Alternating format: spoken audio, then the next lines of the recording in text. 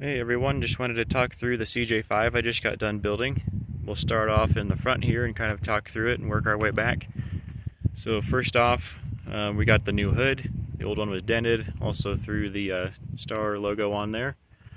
Got that from our World War II airplane website.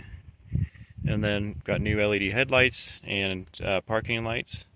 New worn winch with a synthetic line. Metal cloak. Front stubby bumper with their fair lead and bull bar. As far as the lift goes, we've got the Rubicon Express 4.5-inch lift for the CJ, as well as their sway bar disconnects. Have the Rugged Ridge heavy duty steering set up. New ball joints, chrome moly axle shafts, and then have 456 gears with an E-locker up front. Dropped pitman arm. New hoses for the power steering, those were leaking before. Have the metal cloak front fenders. They're the tubular ones that are pretty thick steel. And then for wheels and tires, we got the Mickey Thompson Baja Legend with a fuel lethal 15-inch wheel. Also running the metal cloak rock slider with their tube rail for the CJ-5. Have the original front drive shaft. And then we have a 5-degree shim or a 6-degree shim up front to help with the caster angle. Now it drives pretty good with the 6-degree shim in there.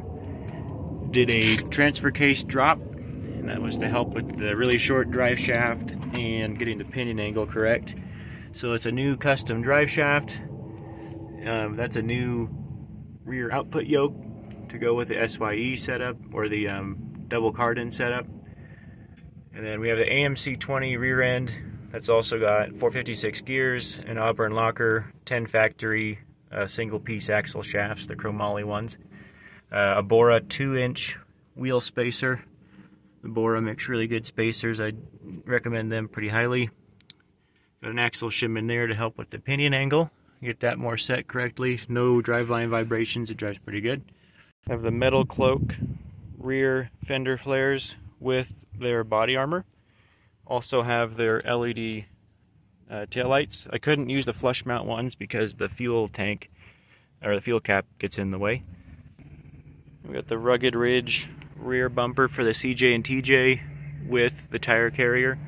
Make sure if you order one of these bumpers, just know that the tire carrier doesn't come with it. It was a little bit misleading, so that was one thing I just didn't like about that. We had to order that separate, but needed that for sure.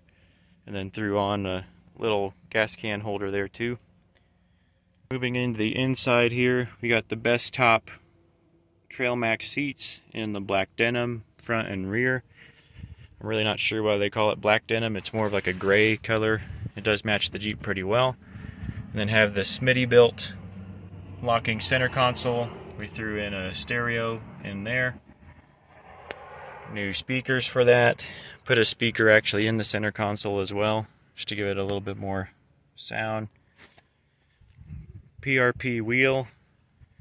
And then threw on new switches. New headlight switch that was broken. There's the switches for the lockers. New knobs. And then that's where the stereo used to be, so I just put in a tray right there for that, as well as that EFI setup.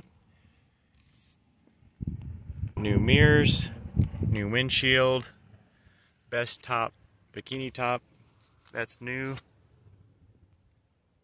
Looking under the hood here, we repainted the engine. Also put new cap and rotor, new gaskets. There's the EFI setup. And then also added a brake booster. It had manual brakes before. Replaced all the power steering hoses, new belts, got rid of the smog pump from the old carburetor setup. And you can kind of see how those metal cloak fender flares show up in there.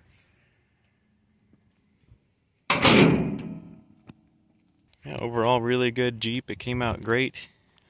I did all the paint work myself in my driveway, just with Rust-Oleum.